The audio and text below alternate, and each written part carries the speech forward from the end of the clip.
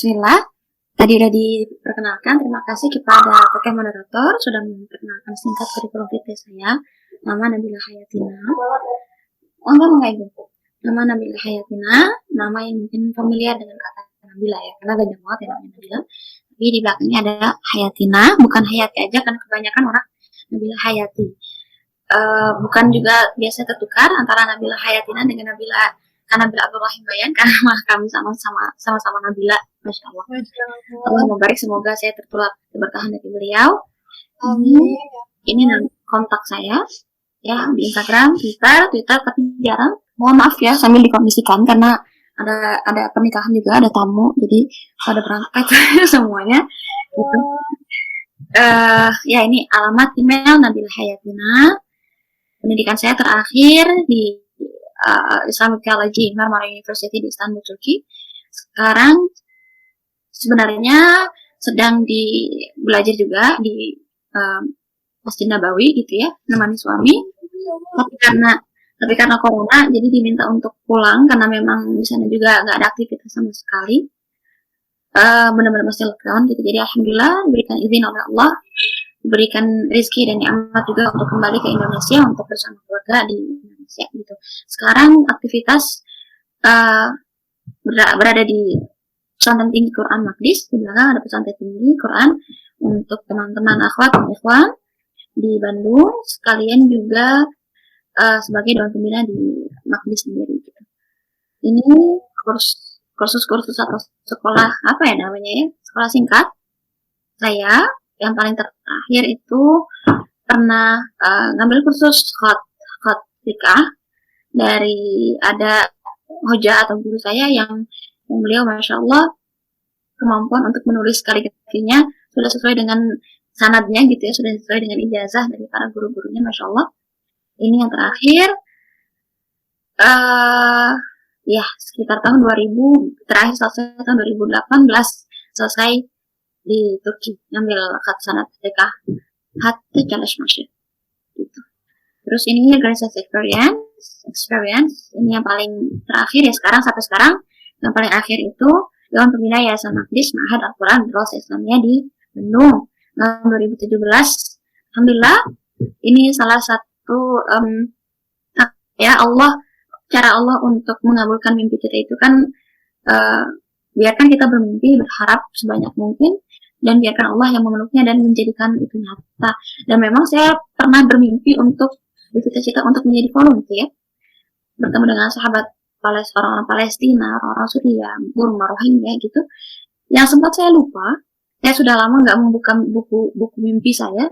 Ternyata memang Allah sudah mencatat harapan dan doa kita, asalkan kita percaya aja gitu ya, dan proses kesananya untuk terus memantaskan diri. Tahun 2017 alhamdulillah Allah izinkan untuk menemani Teh Meli Guslau dengan Mas Opik bertemu dengan para teman-teman di perbatasan gitu, Masya Allah. Dan ini memang bukan karena saya, tapi Allah yang memudahkan, asalkan kita bersiap dengan segala tantangan. Ketika mimpi kita besar, ketika harapan dan doa kita itu luar biasa, Masya Allah, serahkan sama Allah dan Allah yang Maha mengetahui gitu. Itu ini singkatnya aja tentang apa yang telah Allah amanahkan kepada saya gitu. Ini singkatnya. Ini buku terakhir yang baru launch kemarin. Alhamdulillah sekarang juga lagi diedit dan lagi dimasuk rumah produksi. Sirah Nabawiyah berbentuk novel. Semoga nanti bisa menemani teman-teman untuk belajar tentang Nabi Muhammad SAW, bisa menemani teman-teman untuk bagaimana merindukan Rasul, bagaimana merindukan Sayyidah Khadijah dan para sahabat lainnya. Kalau kebanyakan buku-buku sirah itu berat ya, Qala Ibnu Hisham, Qala Ibnu Ishaq, itu kan lumayan berat buat kita orang Indonesia.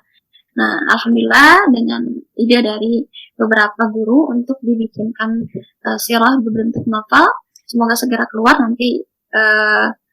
Semoga bisa menemani teman-teman semua. Ini terakhir buku, ini hobi dan senangan saya itu writing, menulis, bersih-bersih, baca, diskusi, ngobrol gitu ya. Saya senang sekali dengan diskusi dan ngobrol, video calling. Ini video calling itu karena bermula dari saya LDM-an kan sama suami.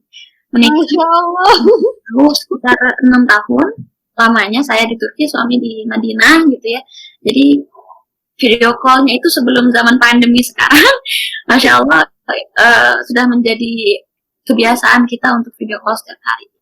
Yang terakhir, ya volunteer itu entah bagaimanapun kita sebagai seorang muslim harus memiliki jiwa volunteer. Itu senang ya, senang membantu tanpa mengharap apapun kecuali ridhonya Allah, kecuali pahala dan ampunan dari Allah. Itu kan memang hakikatnya kita sebagai muslim itu seperti itu. Itu mungkin singkatnya tentang kurikulum vitae. Saya tutup pintu dulu. Cakep banget ya mbaknya. Oke, itu aja. Mangga dikembalikan lagi. Terus tuh belum kecil banget ya anak kita teh gitu. CV-nya Masya Allah banget, jadi kayak termotivasi gitu ya, pengen juga apalagi ke Turki kan, keren banget. Masya Allah ya, ternyata emang menulis mimpi itu penting ya mbak ya menurut.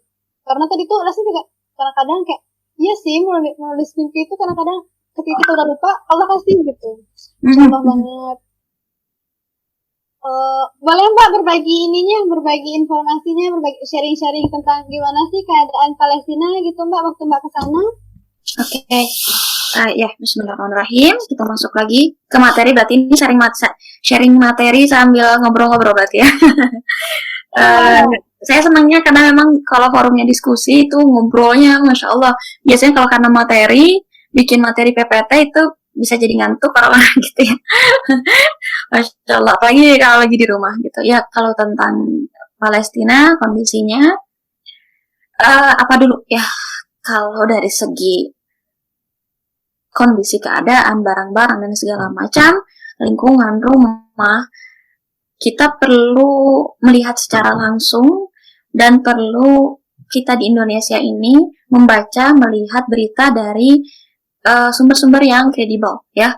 Karena banyak juga orang-orang yang mengambil manfaat atau kepentingan licik dari kondisi teman-teman kita di Palestina, di Suriah, di Burma, di Rohingya, segala macam. Itu nggak bisa kita pungkiri. Ada yang memanfaatkan, ada yang menyalahgunakan, itu pasti ada. Makanya kita sebagai seorang muslim harus bisa punya sifat senang cek and recheck, tabayun. Nah, kondisi sekarang di sana, dan saya itu kan datangnya itu di perbatasan, karena kita nggak boleh masuk ke Suriah langsung, nggak boleh masuk ke Palestina itu kecuali dengan visa Israel. Gitu ya. Jadi kabar masuk ke Palestina dengan visa Israel itu betul. Memang karena mau nggak mau memang sudah diakui oleh Amerika, bahkan di peta sendiri kan udah nggak ada negara Palestina, yang ada adalah negara Israel dan Yerusalem. Dan mau nggak mau masuk ke Al-Aqsa itu sendiri harus menggunakan visa Israel. Orang Palestinanya sendiri, teman-teman bayangkan, paspornya mereka orang Palestina harus ganti paspor, harus ganti KTP menjadi orang Israel.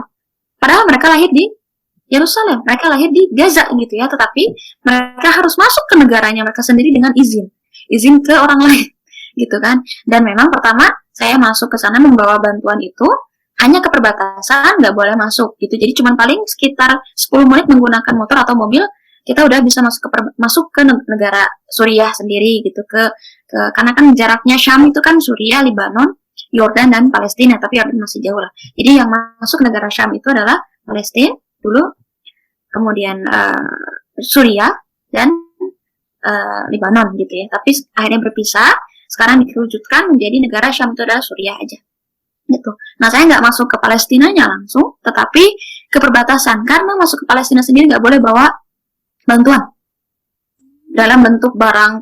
Sedangkan saya dari Turki itu masuk membawa bantuan dalam bentuk kasur, selimut, beras, jadi pakai kontainer. Otomatis mereka melihat kan kita pakaiannya seperti apa, bawa barangnya apa, itu nggak boleh kayak gitu. Jadi harus masuk ke LSM resmi di Palestina dan di Suriah itu sendiri. Sedangkan di perbatasan maknanya adalah antara Turki dan Suriah. Jadi masih teritorial Turki. Jadi boleh izin masuk ke dalam perkemahan mereka, tapi izin ke pemerintah Turki gitu. Nah, kondisinya bagaimana di sana? Bagaimana di perkemahan itu apa ya istilahnya ya, perlindungan atau ya.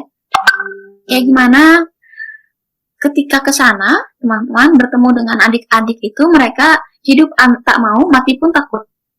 Jadi takut mati, tapi hidup pun nggak mau gitu. Antara ya takut gitu, karena memang setiap hari melihat darah, melihat ayahnya yang ditembak, meninggal, keluarganya, tetangganya gitu ya. Jadi makanya ada trauma yang harus disembuhkan dahulu dari mereka gitu. Terus ada kecemburuan sosial yang tinggi ketika satu keluarga dikasih bantuan, ya ini juga jadi nyamperin gitu ya, minta gitu, karena memang dari segi kebutuhan finansial itu butuh banget, butuh ekonomi juga, dari segi ruhani pun mereka kesulitan untuk menyembuhkan trauma, apalagi anak-anak. Traumanya anak-anak itu melihat orang membawa pistol menyerang sesama mereka, terus ada tembakan segala macam. Trauma mereka luar biasa, makanya pas datang bawa permen, bawa coklat, itu mereka luar biasa happy banget gitu ya, Masya Allah. Sedangkan di Gaza sendiri, di Palestina sendiri, kita sebagai pembawa bantuan ke Gaza nggak boleh masuk, tapi ke Yerusalem itu boleh masuk. Dengan catatan, kita nggak punya riwayat membela Palestina secara foto, buku. Jadi bisa di-track sama mereka, sama orang-orang Israel itu bisa di-track.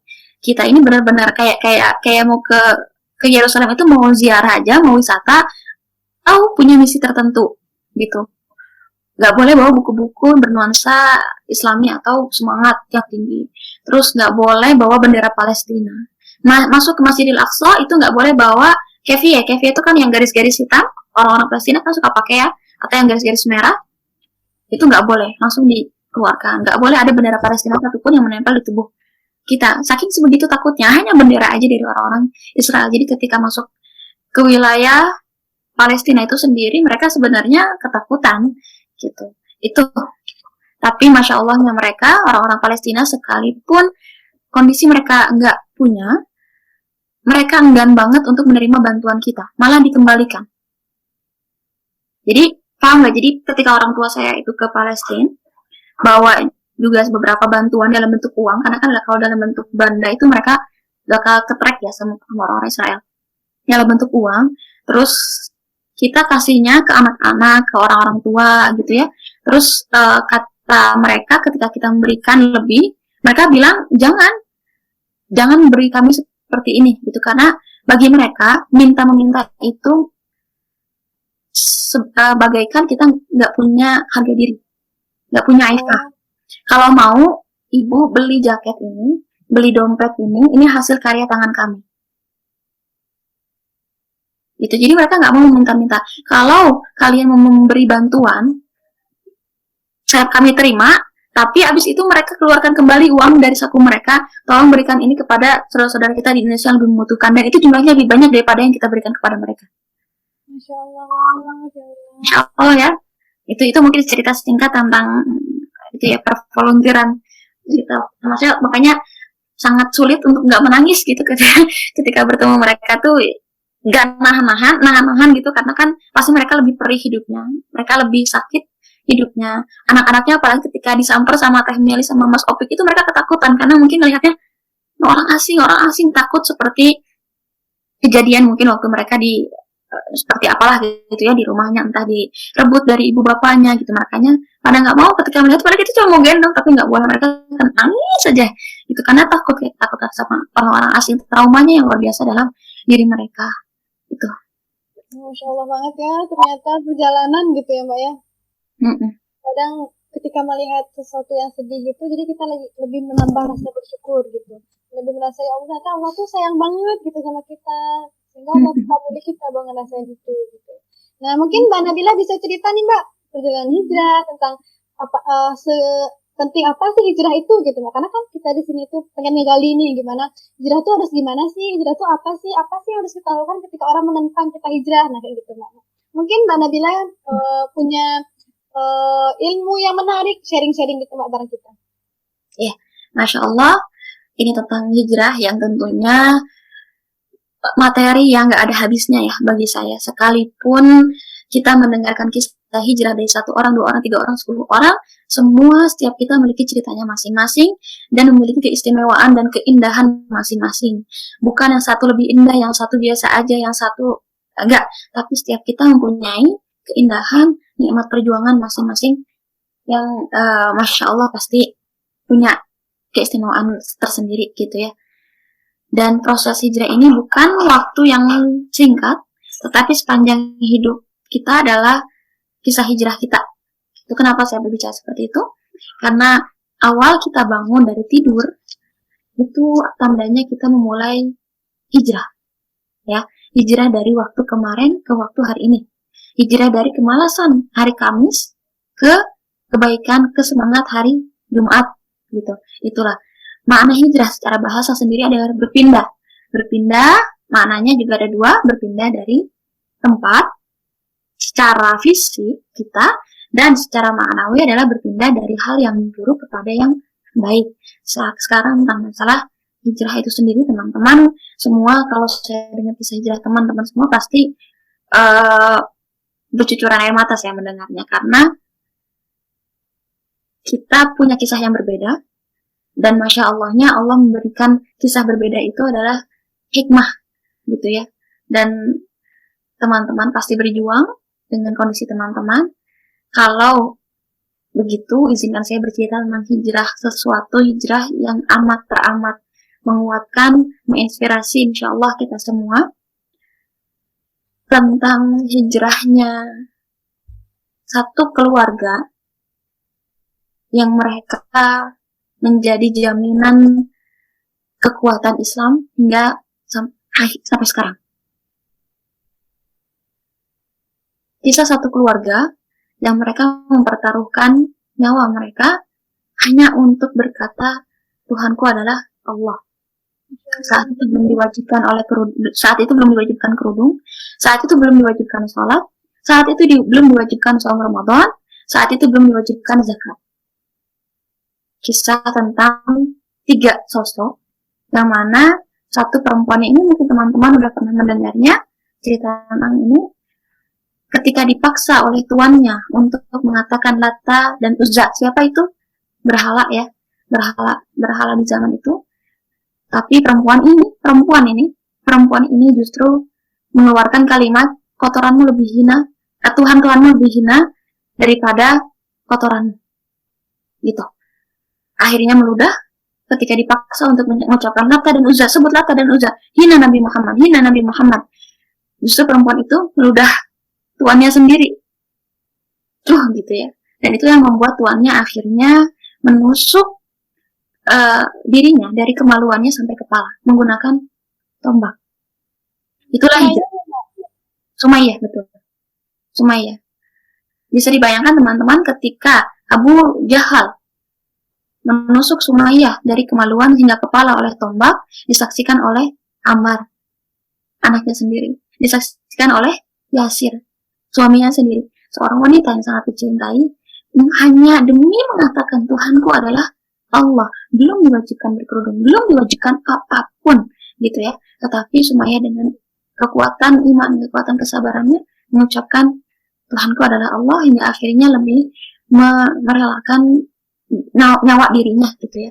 Dan itu disaksikan oleh Ammar, disaksikan oleh Yasir. Kita belum tentu ketika melihat orang tua kita jadi begitu kan kuat ya, sampai akhirnya Yasir pun ketika melihat ibunya Sumayyah syahidah pertama di sejarah umat Islam, kemudian disusul oleh suaminya Yasir yang disalib gitu ya, akhirnya Ammar pun luluh hatinya karena gak kuat melihat hal orang tuanya disiksa hanya untuk mengatakan Tuhanku adalah Allah. Yasir akhirnya mengatakan Muhammad kadzab, Muhammad pendusta, Muhammad pembohong, dengan air mata yang bercucuran, dengan tubuh yang bergemetar gitu ya, karena takut dihinakan oleh Rasulullah SAW. Itulah hijrah hati mereka dari sesuatu yang tadinya diingkari dengan berhala. Tadinya mereka gak akan membayangkan kalau mereka akan disiksa sedemikian rupa. Kalau Sumayyah dari kemaluan hingga kepala, Yasir disalib, kemudian Ammar dilukai tubuhnya dengan besi panas yang baru aja dipanasin gitu di api, terus disentuh ke tubuhnya dia sendiri, saking gak kuatnya, saking gak kuat dilukai, saking sakit melihat ingat orang tuanya, akhirnya Ammar mengatakan, Muhammad kadzab, gitu ya. Itu hijrah cintanya mereka, hijrah cinta dari cinta dunia kepada Allah Subhanahu wa Ta'ala. Berat, itu sungguh berat. Kalau kita bayangkan juga Bilal bin Rabah, bagaimana hijrahnya hati dia dari kebelengguan sebagai budak, tetapi ketika mengatakan asyhadu an la ilaha illallah wa asyhadu anna Muhammadar Rasulullah, dia melepaskan segala pikiran yang ada dalam hatinya tentang orang yang hitam dengan putih itu berbeda, padahal sama. Di Islam disamakan semua, tidak ada penguasa, tidak ada budak, tidak ada yang hitam, tidak ada yang putih, tidak ada kaum Arab, tidak ada kaum Ethiopia, semuanya sama. Kalimat asyhadu an la ilaha illallah wa asyhadu anna Muhammadar Rasulullah begitu bermakna bagi hijrahnya dia. Makna hijrahnya dia itu ketika asyhadu an la ilaha illallah, ya Allah, aku bersaksi pada Engkau adalah Tuhan yang menguasai hidup aku, yang memudahkan segala kehidupan, sulit hidup, mudahnya hidup Engkau yang mengatur, gitu ya. Yang menciptakan kulit hitamku adalah Engkau, yang menciptakan Abu Jahal, Abu Lahab, Abu Sufyan, Utbah bin Rabi'ah adalah Engkau. Itu semua pemahaman yang dirasakan oleh Bilal bin Rabah ketika hijrahnya adalah begitu. Kaum Arab milik Engkau, hidupku milik Engkau, bagaimanapun segalanya Engkau yang atur. Wa asyhadu anna Muhammadar Rasulullah, Muhammad adalah utusan Engkau, aku belajar dari dia, beliau adalah penuntun aku, segala yang aku hadapi, semua pasti akan ada tuntunannya dari Nabi Muhammad. Itu yang dihadapi oleh Bilal bin Rabah. Makanya ketika disiksa oleh tuannya sendiri, yaitu Abu Lahab dan Abu Jahal, Abu Sufyan juga, gitu ya, gak ada kerasa sakitan yang begitu berarti bagi Bilal. Kenapa? Karena ada dalam hatinya makna hijrah yang sebenarnya adalah kecintaan kepada Allah, kecintaan kepada surga. Karena Bilal bin Rabah tahu dunia sakitnya hanya sementara, sedangkan nikmatnya akhirat itu selamanya, gitu ya. Itu yang membuat Bilal bin Rabah diterlantangkan di padang pasir yang panas, digulung batu yang panas, gitu ya, tetap bersikukuh, Tuhanku adalah Allah, ahadun ahad, ahadun ahad, ahadun ahad, gitu. Itulah hijrah. Kita lihat lagi, kita cerita hijrah Nabi Muhammad dan para sahabat dari Mekah menuju Madinah. Asma binti Abu Bakar, anaknya Abu Bakar As-Siddiq, dalam keadaan hamil. Dalam keadaan hamil, beliau bersedia untuk menemani ayahnya dan sahabat ayahnya itu Nabi Muhammad SAW untuk berhijrah. Nyumput di gua apa?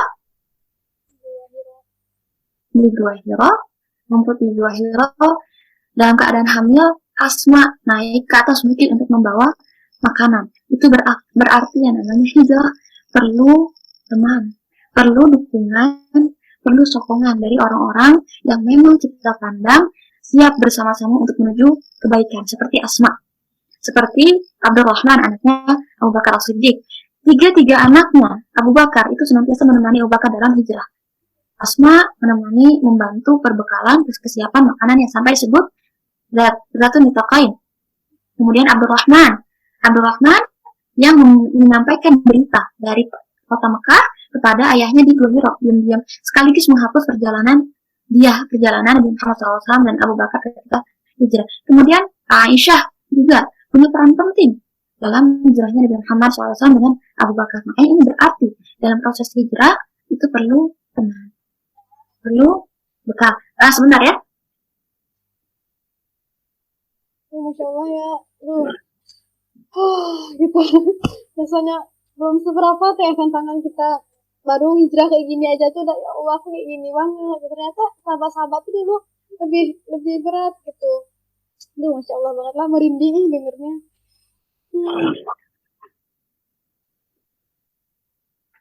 Ya, oke, lanjut lagi. Itu pertama. Kemudian ketika Abu Bakar dan Nabi Muhammad SAW berhijrah dari kota Mekah ke kota Madinah, ini artinya hijrahnya itu kan dari kota Mekah yang penuh kezaliman, penuh kesempitan. Mereka ingin sholat, ingin beribadah kepada Allah, ingin berdoa, susah. Kemudian dihina, dicaci, dimaki, keluarga disiksa, nggak boleh jual beli kan, sampai ada pemboikotan gitu, sampai sekian tahun lamanya diboikot. Akhirnya mereka berhijrah dari Mekah ke Madinah, dari tempat yang buruk ke tempat yang baik dengan niatan untuk mencari tempat yang lebih baik untuk ibadah kepada Allah Subhanahu wa taala.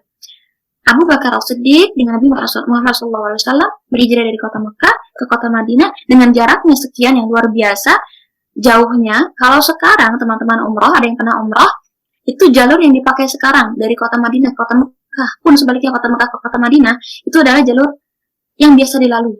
Tetapi jalur yang dilalui oleh Nabi Muhammad SAW dan Abu Bakar itu bukan jalur yang biasa dilalui oleh para pejalan kaki. Mereka harus lewat lautan. Ya, kenapa? Biar nggak ketahuan. Bisa saja ketika lewat jalur yang biasa itu ada kafilah pedagang, ada apa namanya tuh orang-orang yang biasa merampas-rampas harta ya. Apa sebutannya dalam ini tuh? Ya gitu, itu ya. Saya lupa bahas. Apa namanya? Perampok atau begal gitu ya Mbak? ya begal-begal perampok. Perompak. Nah, perampok. Mereka nggak jalur lewat situ. Mereka lewat lautan, lewat bukit-bukit yang tinggi yang nggak biasa dilalui oleh banyak orang. Itulah hijrahnya Nabi Muhammad SAW dan Abu Bakar hingga akhirnya perjalanannya yang begitu panjang, membutuhkan bekal yang banyak, minuman yang banyak, sedangkan teman-teman tahu panasnya Saudi Arabia itu sampai 40 ke atas, 49. Itu di kota Mekah dan Madinah. Ini di perjalanan yang isinya hanya gurun Sahara, ya. Bisa ada hewan buas, bisa ada orang-orang jahat, kemudian juga bisa penyakit yang datang, belum angin dan segala macam. Tetapi dilalui oleh mereka semua, para Nabi Muhammad SAW, oleh para sahabat yang lainnya dengan rasa berani tanpa ketakutan, sekalipun ada tantangan mereka siap, gitu ya. Itu hijrah nyampe di Madinah. Teman-teman semua ada juga namanya Ummu Sulaim. Ummu Sulaim ketika hijrah ke Madinah dipimpin oleh Utsman bin Affan. Ketika hijrah itu bersama suaminya Abu Sulaim juga sudah bersiap untuk hijrah, membawa anaknya. Tetapi apa? Ditahan oleh orang tuanya. Kalian mau pergi membawa cucuku gitu ya, istilahnya ibaratnya sekarang. Bawa cucuku, akhirnya ada perebutan bayi di antara mereka. Sampai akhirnya dalam sirah disebutkan, ini ada bukunya juga, kalau teman-teman mau baca nanti, sampai disebutkan dalam sirah disebutkan, sampai tangan anaknya itu patah, padahal bayi. Jadi yang namanya hijrah itu perlu pengorbanan, berat banget kan. Akhirnya Abu Sulaim dengan Ummu Sulaim untuk melepaskan anaknya. Gak mungkin juga akhirnya Abu Sulaim mengorbankan Ummu Sulaim dengan bayinya untuk tidak hijrah sementara, tinggal dengan orang tuanya. Bisa dibayangkan teman-teman yang berat hijrahnya, yang hijrah sedang berjuang, Abu Sulaim meninggalkan sang istri dengan anaknya dalam kondisi anaknya sudah sakit karena direbut badannya ya, rebut-rebut gitu. Kemudian akhirnya diserahkan Ummu Sulaim dan istrinya diserahkan kepada ibunya dan anaknya diserahkan kepada neneknya dalam keadaan mereka nggak boleh ibadah kepada Allah. Dalam keadaan Nabi Muhammad mereka harus mendengar terus-terusan Allah dihina, Nabi Muhammad dicaci gitu ya.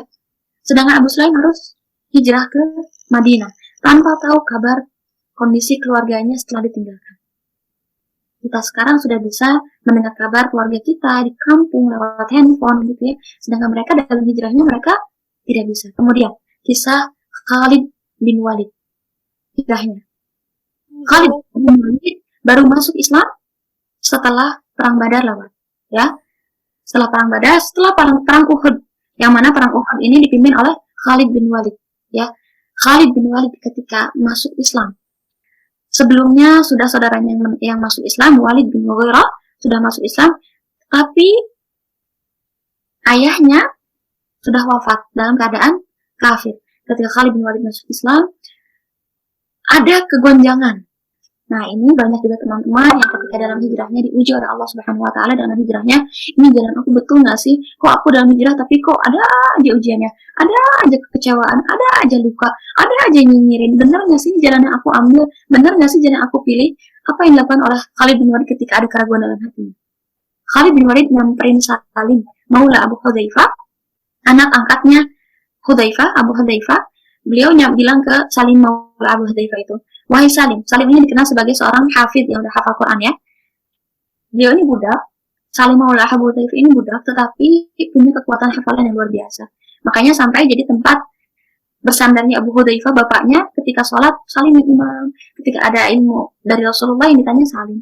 Makanya Khalid bin Walid juga nanya ke Salim maula Abu Hudzaifah, bilang ke Salimnya, wahai Salim, tolong bacakan kepadaku beberapa ayat Al-Quran yang dengannya bisa semakin menguatkan keimanan aku, semakin meningkatkan ketakwaan aku pada Allah, semakin bangga dengan keislaman. Kemudian Salim maula Abu Hudzaifah membacakan surat Al-Mudaththir, di mana surat Al-Mudaththir itu bercerita tentang Walid bin Mughirah, ayahnya Khalid bin Walid. Apa cerita di situ? Di situ di surat Al-Mudaththir itu disampaikan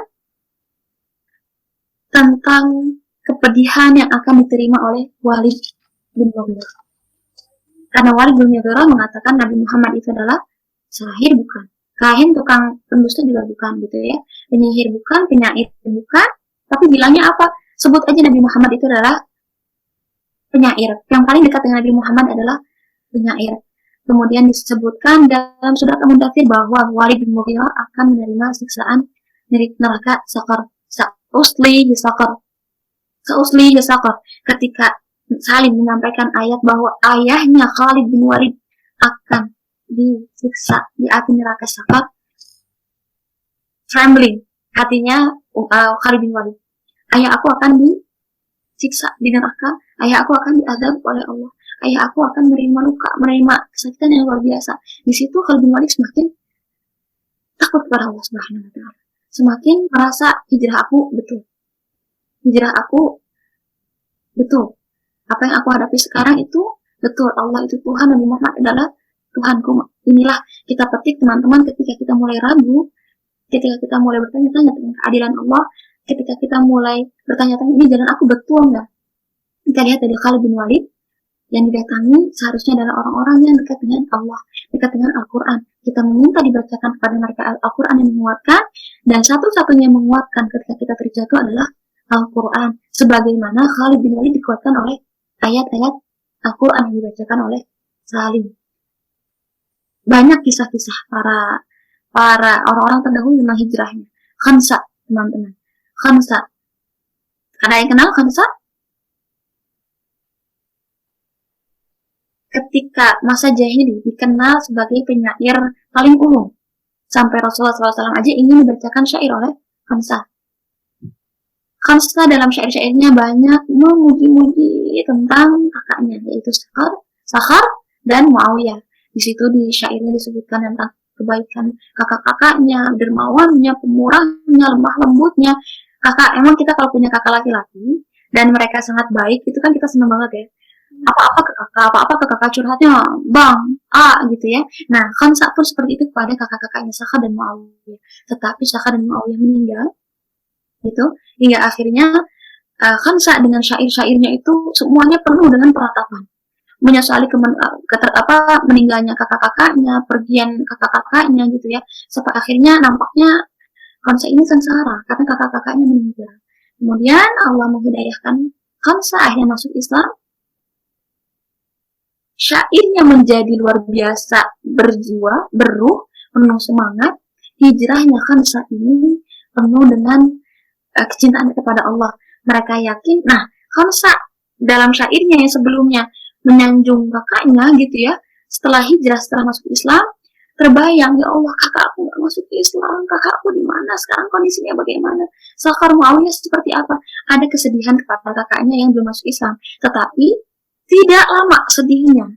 Boleh sedih teman-teman ketika hijrah gitu ya, ketakutan segala macam, boleh kita lihat dari Khansa dalam syair-syairnya ada ketakutan bagaimana kabar keluarganya, tetapi setelah itu dalam Islam ada khauf dan roja. Khansa membuat syair-syair tentang Islam.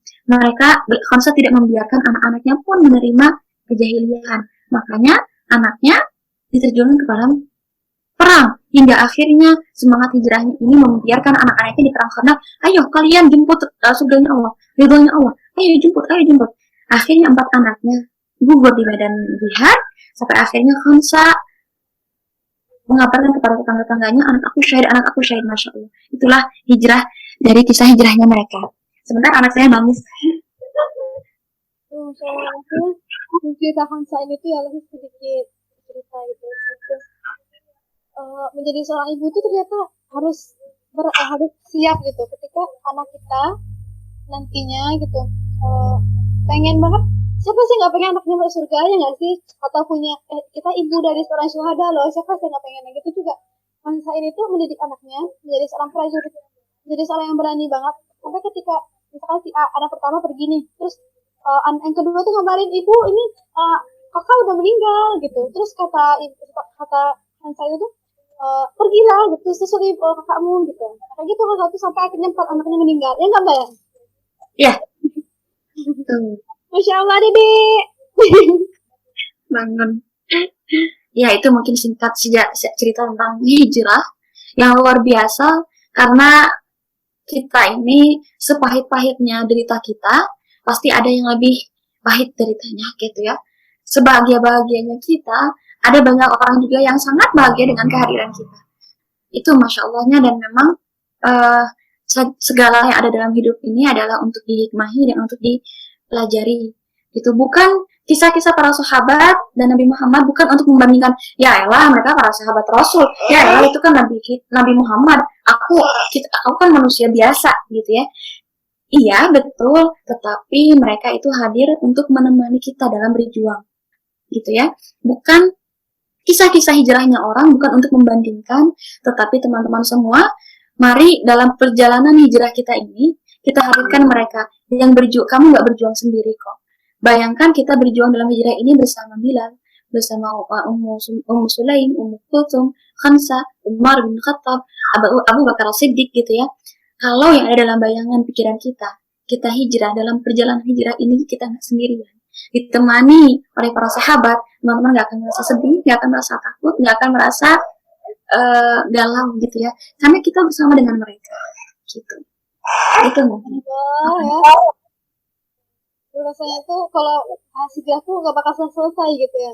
Ada sesuatu yang bikin kita, ya Allah, benar-benar harus kayak nge-breakdown banget nih semangat kita, harus selalu di refreshing nih semangat kita berhijrah kayak gitu.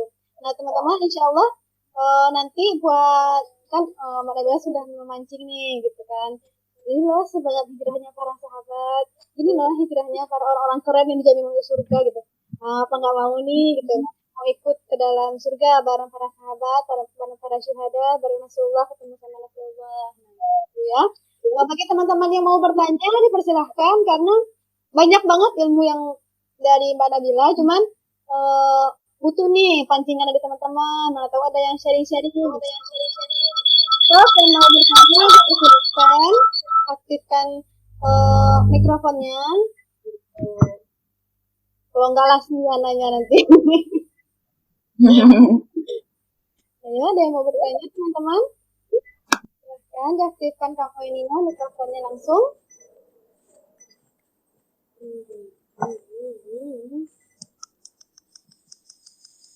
Apa di chat juga boleh, ketik di chat gitu, di kolom chat.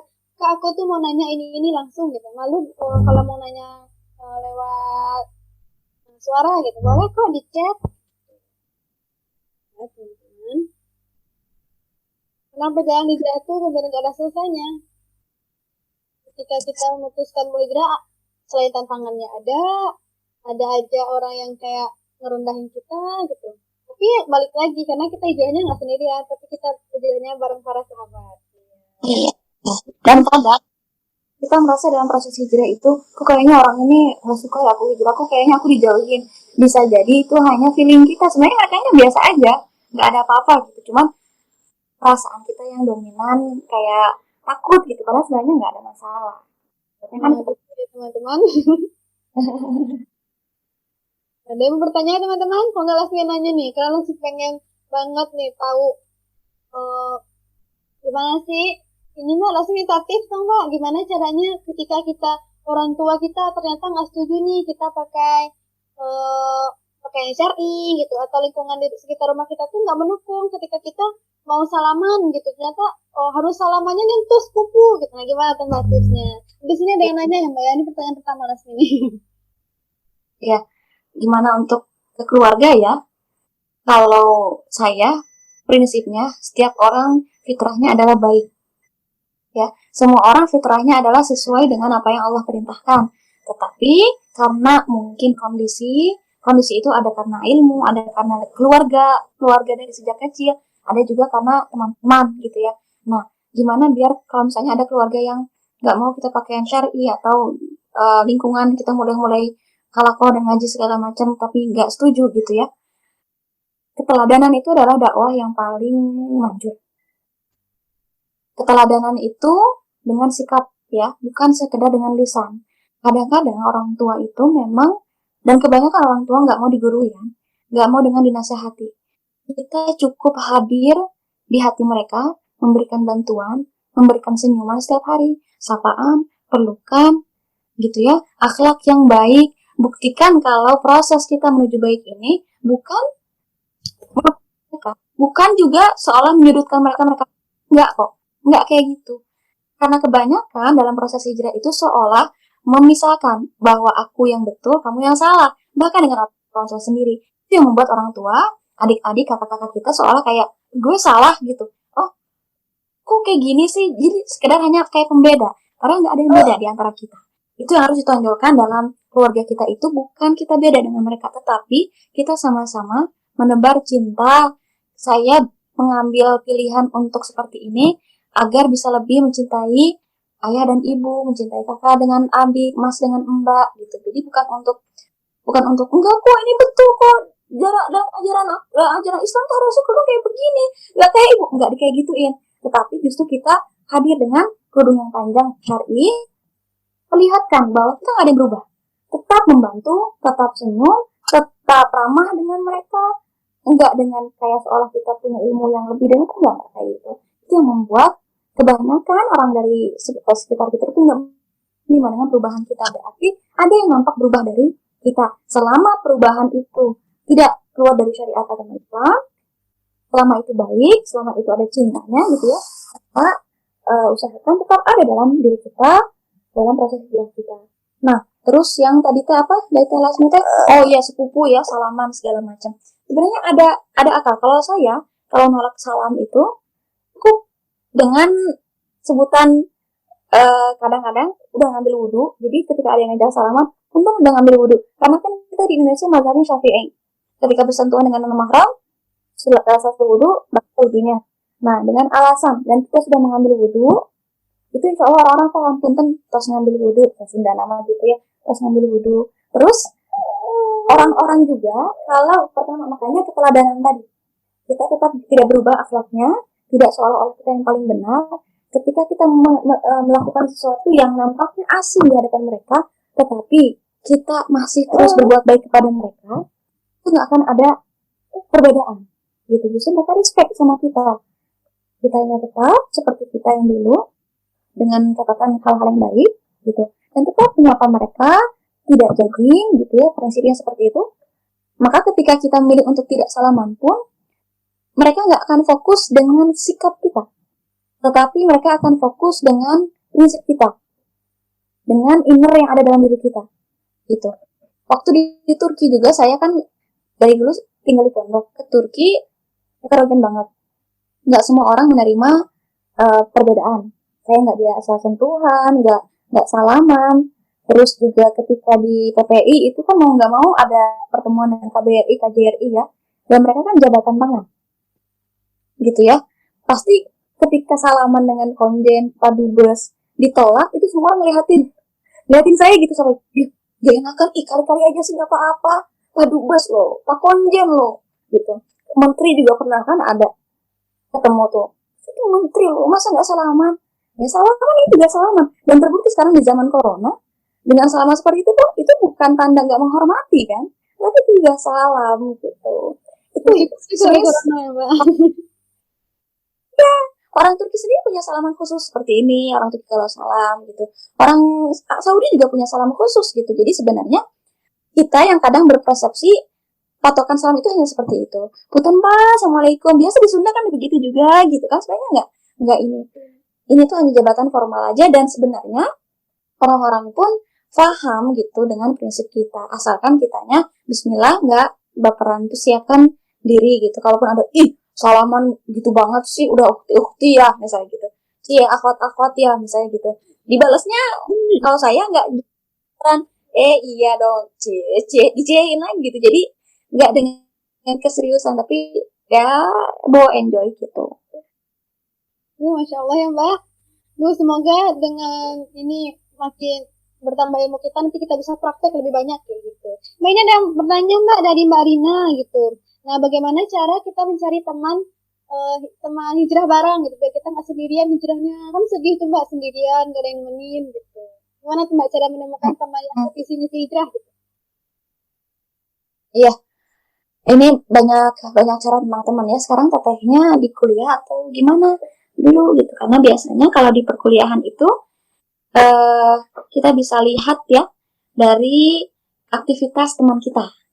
Kita memilih teman itu kan dilihat dari aktivitas mereka, kemudian dari apa yang dibicarakan oleh dia.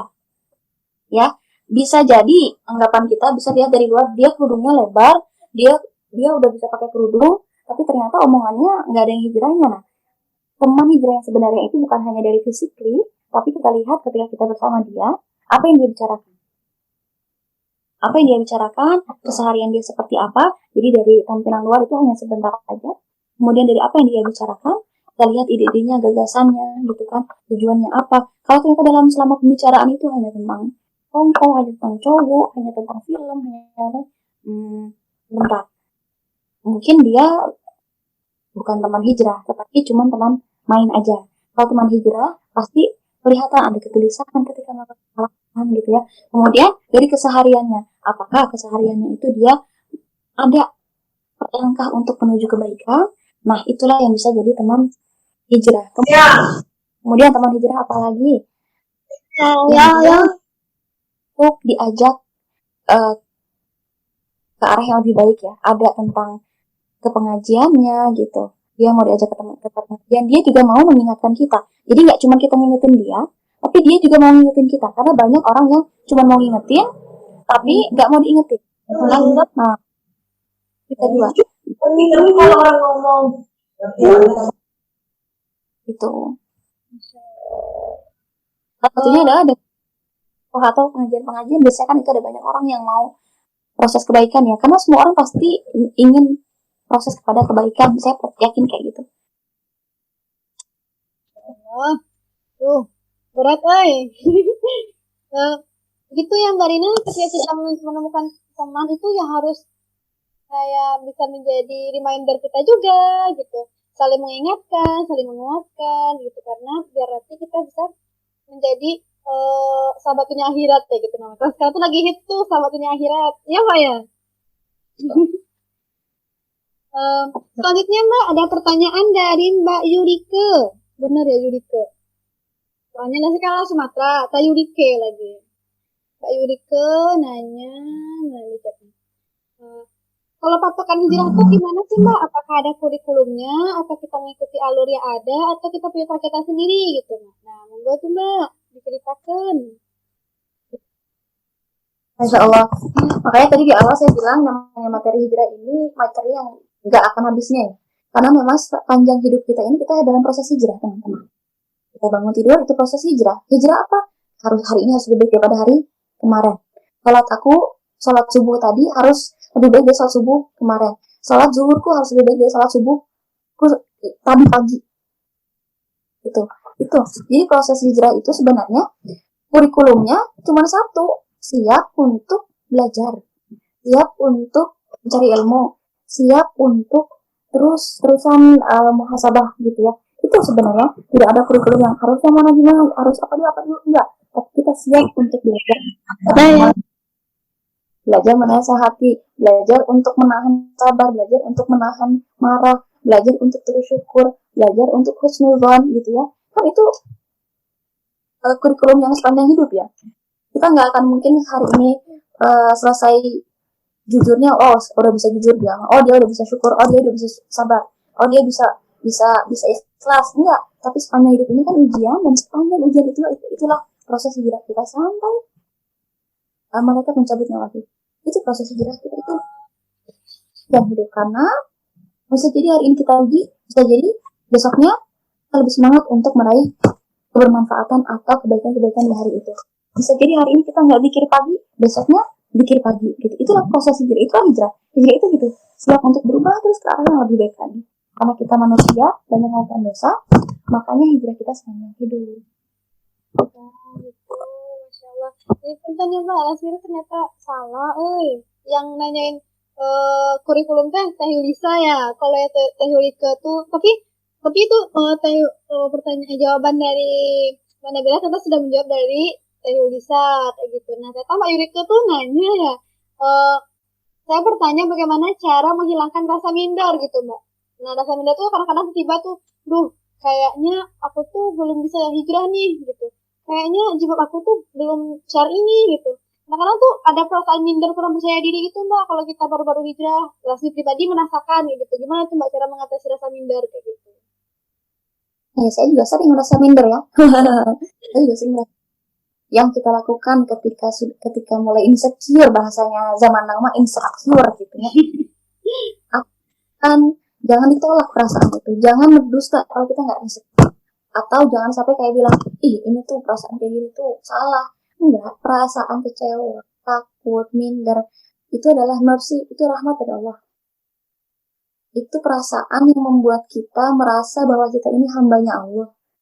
Jadi sebenarnya itu bukan kekurangan, bukan suatu hal yang besar dan hina gitu ya, bukan juga perasaan minder apa ada aku mah bukan anak keren, apa ada aku mah kerudungnya masih pendek gitu ya. Itu bukan suatu hal yang hina, tapi itu adalah rahmat dari Allah agar kita bisa memposisikan diri kita sebagai hambanya Allah, dan kita punya sesuatu yang lebih besar, kita punya sesuatu yang sangat mulia, yaitu Allah.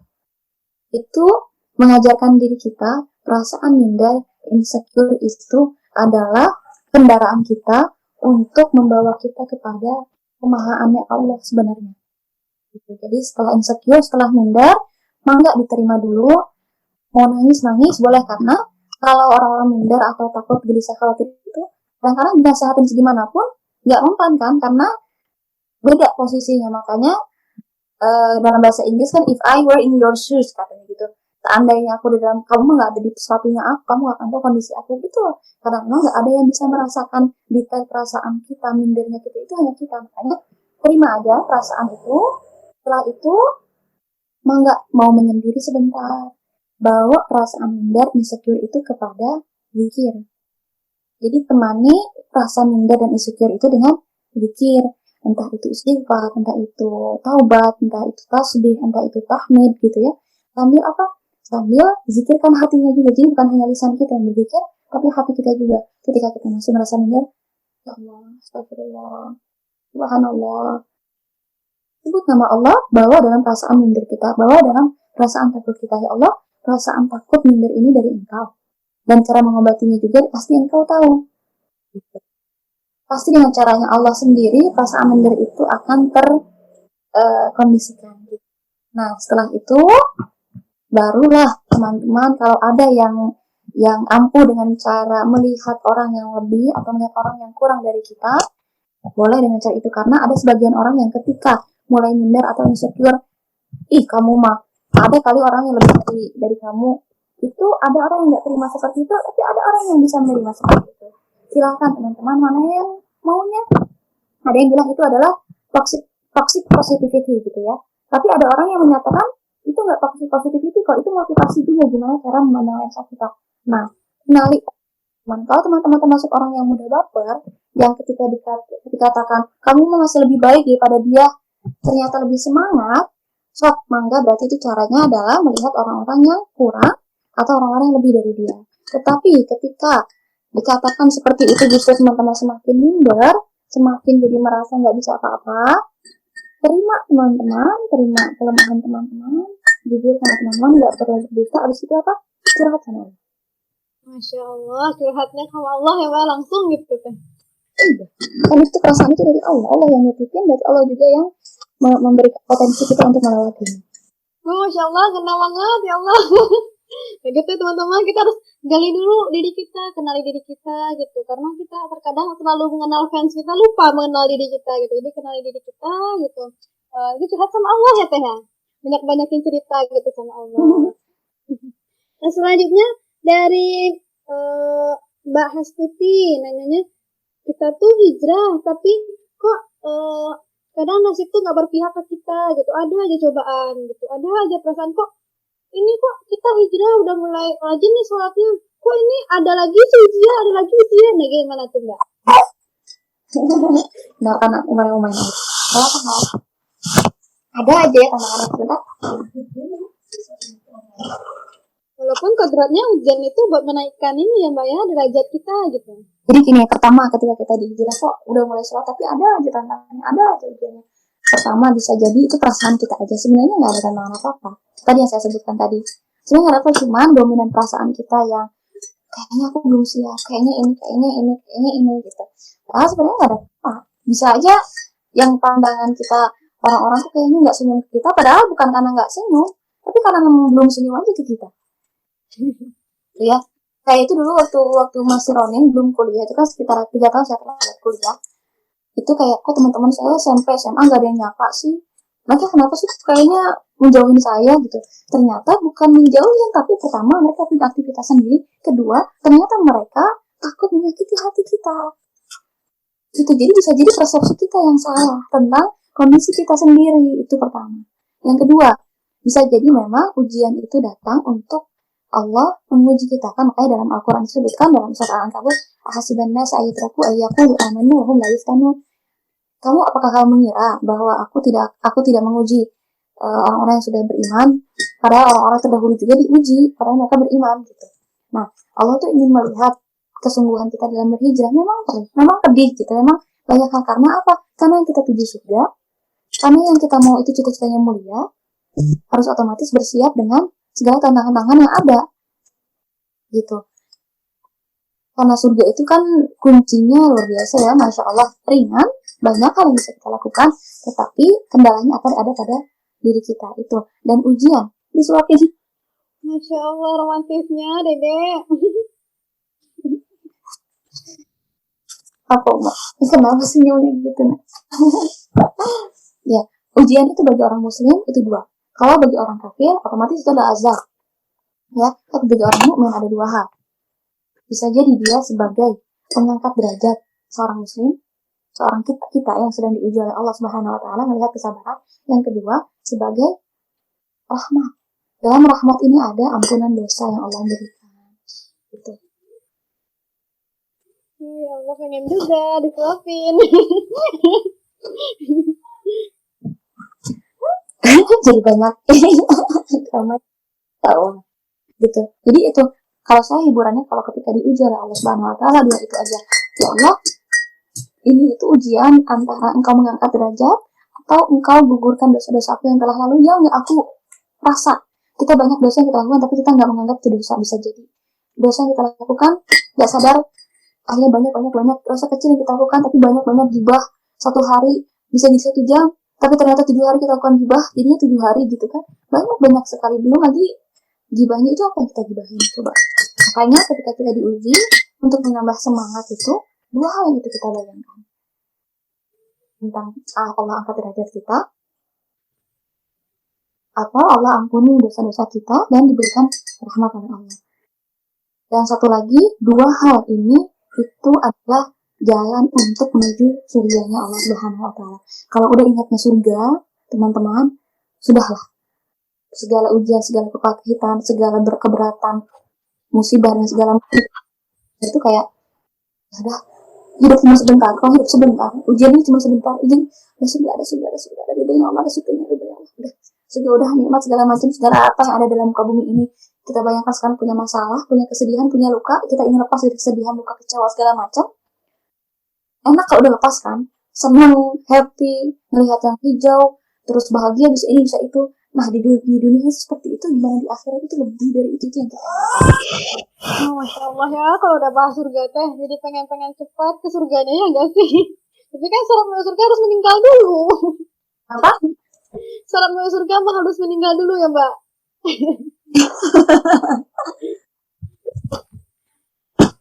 Jadi harus bersyukur ya teman-teman kalau misalnya kita dikasih ujian gitu, karena ketika kita dapat ujian, ingat aja dosa kita bakal diampuni, derajat kita bakal dinaikkan gitu. Ingat aja pas kita ujian nih, apa deh surga apa di surga gitu. Motivasi banget tuh berdapat surga kan ya. Kalau kata ulama, kata para tabi'in itu, surganya dunia itu adalah ketika kita bisa ibadah kepada Allah Subhanahu wa taala. Masya Allah. Karena itu ketika di akhirat itu, ketika di dunia itu, justru ketika kita bisa mengenal Allah dalam ibadah kita. Itu karena mukmin itu katanya sudah mencicipi nikmat surga sejak di dunia ketika mereka sedang beribadah kepada Allah. Ketika mereka merasakan ada Allah dalam diri mereka. Itu. Kenapa? Ya Allah, Masya Allah banget. Misalnya tuh. Itu ya teman-teman, pasti kayak merinding ya. Pasti merinding dengar. Ya Allah. Hijrah, Teh Hijrah mau bertanya, katanya pernah tapi lewat video gitu Mbak. Izinkan, monggo Hijrah. Assalamualaikum Teh Nabila. Waalaikumsalam warahmatullahi Teh wabarakatuh. Lasmi juga. Iya. Jazakallah khair untuk materi dan inspirasinya Teh. Dari tadi speechless banget dengerin jawabannya, dan ini tadi sih nggak boleh berdusta dengan hati ya, maksudnya emang lagi sedikit galau dengan perasaan sendiri, terutama tadi sih berarti kan apapun yang Allah titipkan itu kan sebenarnya teman perjalanan kita ya Teh, baik itu teman yang berbentuk orang tua gitu ibaratnya, atau teman gitu, maupun ini kan mungkin masa-masa saya itu menjemput gitu ya, teman perjuangan dalam konteks teman hidup. Nah gitu. Nah itu tuh maaf ya.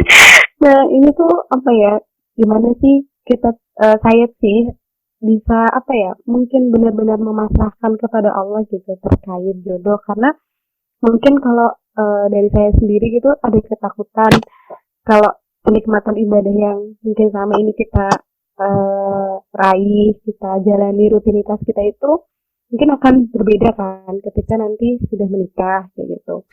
Pun biasanya kalau kata-katanya tadi kan Teh Nabila juga bilang ya sempat LDM 6 tahun gitu kan. Nah mungkin kalau di kultur di daerah saya kan, saya dari Jawa Tengah gitu ya Teh. Untuk orang di daerah Jawa Tengah itu mungkin hal-hal yang kayak gitu, maksudnya LDM, terus habis itu apa ya, usia segini belum nikah, usia kayak gini kok belum ini, itu kan kayak jadi sesuatu yang ditakutkan banget gitu. Gitu kan. Nah padahal kan sebetulnya ya kalau kita nikmatin semuanya dalam rangka ibadah ya kitanya mah nikmat-nikmat aja gitu ya Teh. Nah itu gimana ya Teh, kita tuh mempersiapkan hati supaya apa ya, dan apa ya, tadi pasrah gitu loh sama Allah, bahwa Allah akan pertemukan kita pada partner berhijrah yang tepat ya. Karena sebenarnya takut deh, sebenarnya tuh takut kalau ternyata bukan partner berhijrah gitu, bukan partner perjuangan, bukan partner penyempurna ikhtiar ibadah kita selama ini kayak gitu. Nah, gimana tuh Mbak?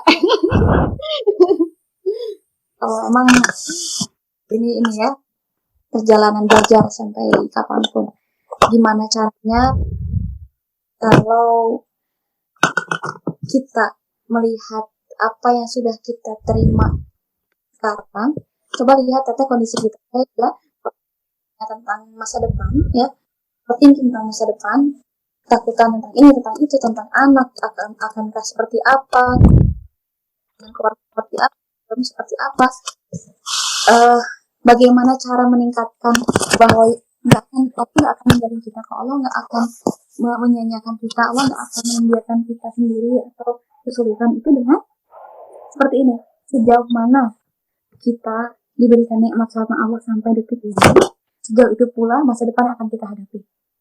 Jadi kita lihat sampai detik ini kita udah diberikan banyak kenikmatan, ujian yang kita hadapi, tantangan, penantian. Ternyata sampai detik ini kita masih bisa melewatinya. Ternyata sampai detik ini banyak nikmat yang kita dapatkan yang sebenarnya kita nggak kira-kira kalau kita bakal seperti itu. Kita nggak bermimpi tentang itu. Kita nggak menyangka kalau akan seperti itu. Dan itu pula lah, apalagi ada masalah jodoh itu ya. Pasangan itu kan sejak kita ditiupkan ruh dalam perut rahim ibu kita, usia 4 bulan itu, kan udah ditiupkan 4 hal ya dalam hadits arba'in disebutkan itu dekat di rezeki wa ajali wa amali wa saqiyun au sa'idun. Dekat di rezeki kita itu udah ditetapkan, udah ditiupkan dalam sejak dalam lagi 4 belit saya karena itu balik-balik sejak dalam perut ibu itu rezeki kita itu ditetapkan. Terus wa ajalihi tentang kematian kita, kapannya, waktunya gitu ditetapkan. Wa amalihi wa rizki dekat di rizki wa ajalihi wa amalihi amalannya. Wa saqiyun au sa'idun sedih dan bahagianya. Rizki itu termasuk masalah jodoh. Gitu. Rizki itu masalah jodoh dan rizki itu termasuk tentang keluarga, rizki itu tentang karir, rizki tentang anak, semua udah ditetapkan dalam selama kita sudah berada dalam tubuh ibu kita. Di 4 bulan pertama itu sudah ditetapkan ya. Dan dalam Al-Qur'an disebutkan qul la yusibana illa ma katabahallahu lana. Semua yang terjadi, katakanlah kata Allah kepada Nabi Muhammad, katakanlah bahwa apa-apa yang terjadi, musibah, ujian, apapun yang terjadi pada diri kita itu, semua sudah dicatat oleh Allah Subhanahu wa taala. Artinya apa? Mau itu kepedihan, mau itu luka, suka, duka, bahagia, itu semua udah Allah yang Maha tahu kapannya, kenapanya udah Allah yang tahu. Waktunya semua. Kalau kita sudah menyerahkan semua kepada Allah, menerima takdir Allah, maka yang kita hadapi itu bukan lagi tentang hasil, bukan lagi tentang pencapaian, tetapi tentang proses. Karena 4 hal itu udah ditetapkan oleh Allah, berarti yang Allah ingin lihat dari kita itu apa? Proses bagaimana menjemput jodoh, proses bagaimana mendapatkan rezeki. Orang-orang, para korupsi, rizkinya udah ada, tetapi caranya dia bagaimana mendapatkan rezeki itu. Itu yang Allah lihat. Gitu. Kemudian para pencuri gitu ya, udah ada dicatat rizkinya sama Allah, tetapi ya dia malah salah caranya. Gitu. Allah melihat proses kita. Nah, sekarang dalam penantian proses mencari jodohnya ini bagaimana biar yakin kalau dia teman kita macamnya, jangan terfokus pada si teman hijrahnya itu, teman hijrah kita itu, tetapi fokuslah pada Allah. Saya berkali-kali menyebutkan kepada teman-teman yang concern tentang suami, tentang pernikahan gitu ya, tentang karakter, tentang udah daftar, udah punya CV-nya nih teh, tapi kok jadi insecure ya, dia takut kecewa sama aku, atau akunya nggak seperti dia gitu. Kalau fokusnya bukan pada Allah, maka bersiap untuk kecewa setelah pernikahan. Gitu. Karena tadi tetehnya bilang, teh siapa hijrah ya? Hijrahnya bilang, saya takut kalau nanti ini calon suami saya ini bukan teman hijrah. Teh, yang namanya manusia itu yang punya hatinya Allah. Kita bisa melihat dia baik di awal pertemuan, ketika perjalanan waktunya bisa jadi dia baik, bisa jadi tiba-tiba berubah, bisa jadi kemudian bisa jadi semangat gitu. Makanya prinsipnya adalah siapapun yang Allah berikan kepada kita, dia hambanya Allah. Allah yang memiliki hatinya dia. Allah perlu kita. Makanya ketika dalam perjalanan pernikahan, misalnya kita udah menikah nanti, ternyata kok dia nggak seperti ini. Kita kan mau sama-sama hijrah menuju Allah, tapi kok kamu kayak nggak mendukung aku sih untuk hijrah? Pertama, yakinkan dia hambanya Allah, dia manusia biasa. Dan yang punya hati dia itu Allah. Yang punya hati kita adalah Allah. Jangan fokus sama usaha kita, karena banyak istri, banyak ibu yang fokus sama usaha. Aku udah ikutan parenting, seminar parenting, daurah tentang ini pranikah, tapi ternyata kok suami udah nasihatin gak berubah. Anak dulu gitu-gitu aja. Aku lagi marah aja, cepat gampang marah. Karena kita fokus sama diri kita sendiri, fokus sama usaha kita, bukan sama Allah. Karena Allah yang mengizinkan itu semua. Gitu. Insyaallah. Berarti jangan bersandar pada usaha dan ikhtiar ya teh, tapi bersandarlah tetap pada Allah tadi ya teh. Hati-hati kita bisa jadi biar kita menuhankan keringat, menuhankan otak kita, menuhankan lelahnya kita, padahal itu bukan syarat, bahayanya itu kan jadi Tuhan, makanya banyak kecewa gitu karena kita salah menuhankan. Masyaallah, jazakallahu khairan teh, barakallahu fiik. Jadi iklan ada teman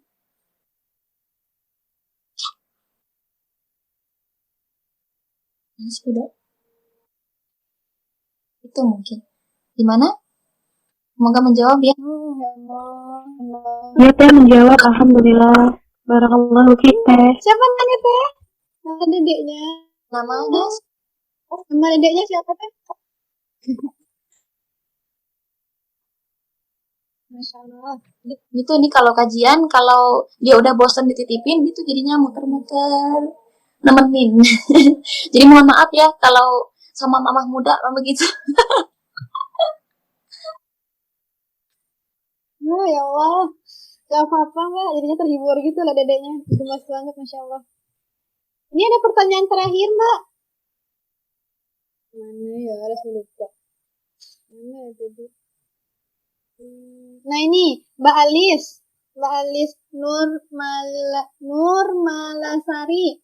Nah, bagaimana caranya kita bisa tetap istiqomah gitu, Mbak, dalam hijrah, biar nanti ketika kita lagi down nih, iman kita tuh kita kok udah deh, sholatnya ntaran aja deh gitu.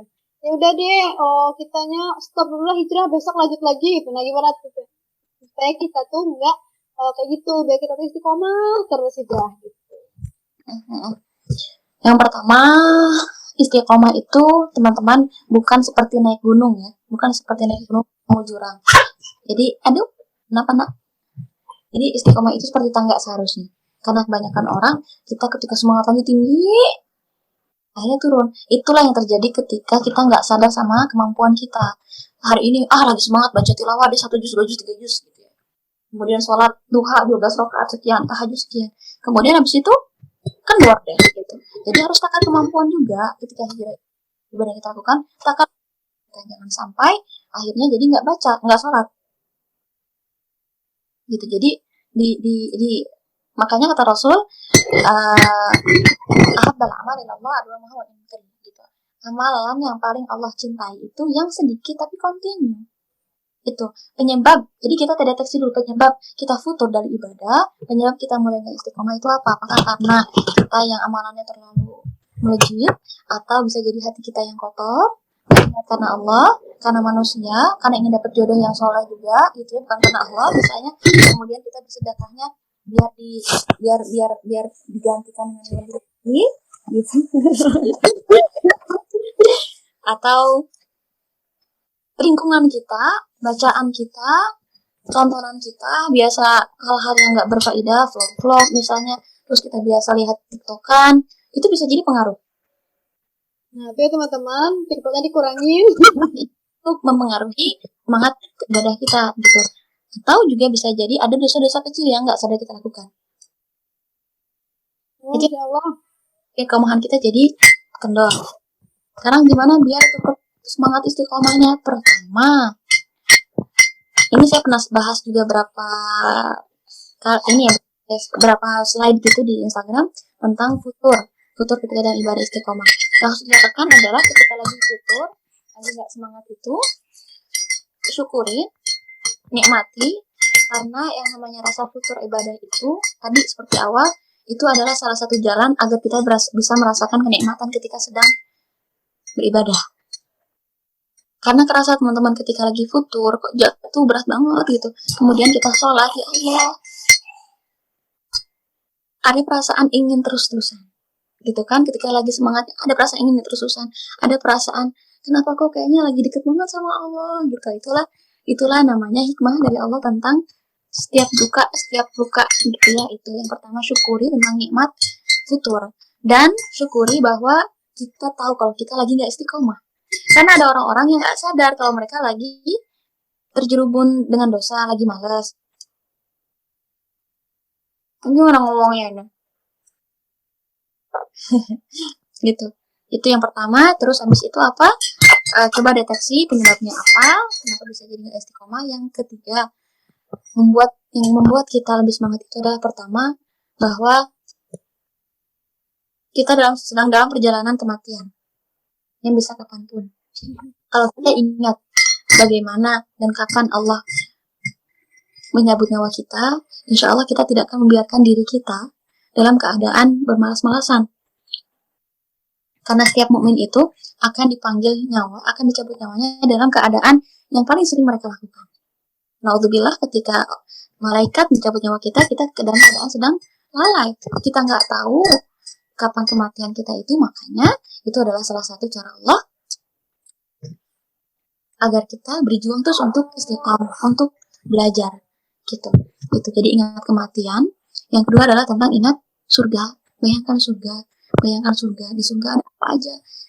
apa yang teman-teman mau di muka bumi ini tuh apa ya, semuanya ada di surga tuh, ada semuanya. Dari mulai dihilangkan segala luka, segala sedih, kalau teman-teman mau tas branded, mau perjalanan kemana, aduh itu mah kecil lah gitu di surga mah gitu. Jadi ingat tentang kematian, ingat tentang surga, dan ingat tentang kematian itu kan panjang juga ya, tentang bagaimana proses pencabutan nyawa. Bahkan Rasulullah SAW aja kan sampai bersandar di Aisyah gitu ya. Kemudian belum lagi di sirotnya seperti apa, belum lagi di alam kuburnya seperti apa. Kalau kita ingat seperti itu, maka kita nggak akan menyia-nyiakan diri kita untuk jauh dari ibadah kepada Allah Subhanahu Wa Taala. Ingat tentang surga, ingat tentang kematian, dan ingat tentang surganya Allah itu udah luar biasa. Makanya kata hadis Nabi Muhammad SAW katakan, surga itu nggak akan bisa dijabarkan oleh lisan, nggak akan bisa dilihat, dijelaskan dengan mata sendiri pun nggak mungkin.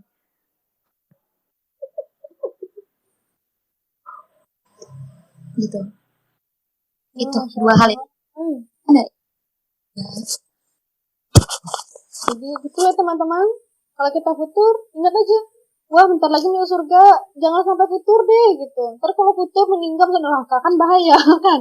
Jadi ingat aja, ntar lagi mana tahu ketika kita futur, tahu-tahu malaikat mau datang, ayo sekarang ikut sama aku gitu. Nah makanya ketika kita lagi futur, ingat kalau misalkan Allah tuh lagi bareng kita, malaikat tuh lagi waspada nih kalau ini 2 menit lagi kamu dijemput loh gitu. Jadi usahakan untuk selalu istiqomah, minimal tuh kita punya pegangan, minimal kita punya amalan rahasia kita nih buat ditunjukkan ke Allah nanti gitu.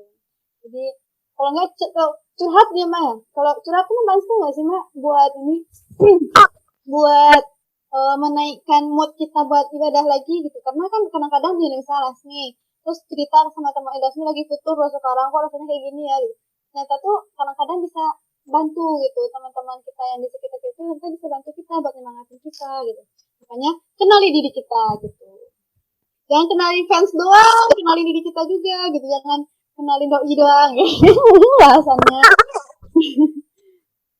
Nah alhamdulillah kita sudah mau sampai di penghujung acara nih teman-teman. Sedih nggak? Lu jangan salvok lu sama debaynya. Tadi siapin Kenapa salvok sama debaynya, ya Allah unyu banget. Insyaallah kita ketemu ya dek. Semua kita ketemu ya dek nanti. Duh masya Allah. Nah mungkin Mbak Nabila nih Mbak Rosmi minta satu lagi permintaan. Mbak Nabila boleh nggak nyampein closingnya gitu loh Mbak, kayak pesan-pesan nih buat kita, buat para jombloati, nggak ada yang buat orang yang lagi hijrah nih gitu. Gimana sih caranya? Gimana sih kata-kata quote-quote gitu loh Mbak, ala-ala quote gitu.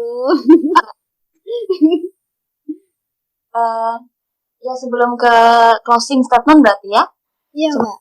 Tadi kan Rasmi tanya tentang boleh nggak tadi kita ngobrol atau gimana. Saya tuh jujur kalau saya lagi futur ya, pokoknya lagi nggak enak lagi gitu, lagi nggak semangat segala macam, saya ambil posisi menyendiri, kemudian ambil segelas matcha,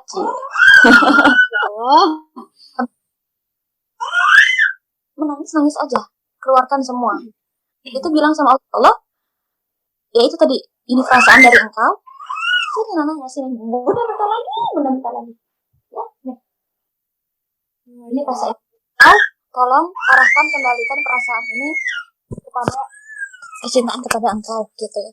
Jadi ambil waktu untuk menyendiri, mangga, mau sambil dengerin merotal, mau sambil dengerin instrumen, mangga, yang paling enak buat teman-teman. Mau lihat hijau-hijau boleh, tapi abis itu zikir, bawa istighfar, bawa tasbih, tahmid, tahlil. Jadi kita membawa Allah. Karena solid sini bunda. Karena prinsip kita itu 4 dalam hidup ini. Ilallah, ma'allah, billah, lillah. Ya, apa aja itu? Lillah untuk Allah, ma'allah bersama Allah, billah dengan Allah, dan ilallah kepada Allah. Oke, closing statementnya. Sini digendong mau? Jatuh. Hati-hati sayang. Closing statementnya gini. Kita sebagai seorang muslimah, karena ada surga dan ridhonya Allah yang kita hadapi, yang kita inginkan, yang kita cita-citakan, maka lebih baik merangkak menuju surga dibanding berlari menuju neraka. Maknanya apa? Lebih baik merangkak dengan kesulitan, dengan kepedihan, dengan ikhtiar, dengan tangis dan luka menuju surga dibanding harus dengan berleha-leha dengan santai sedangkan kita masuk neraka. Masya Allah, kok ngena kali rasanya. Gitu ya teman-teman. Terima kasih banyak Mbak Nabila atas waktunya. Bahkan mau jadi ya kasihan deh Mbak ini kita kita maaf ya Mbak sampai Nggak apa-apa. Semoga hari ini ilmunya bermanfaat banget, tidak lupa diamalkan ya teman-teman. Dengerin nanti tanya panjang lebar udah mau 2 jam, ntar habis aja gitu tadi buku ya. Semoga ilmu yang kita dapat itu bisa diamalkan dengan benar dan semoga menjadi amal jariah gitu ya buat Mbak Nabilanya.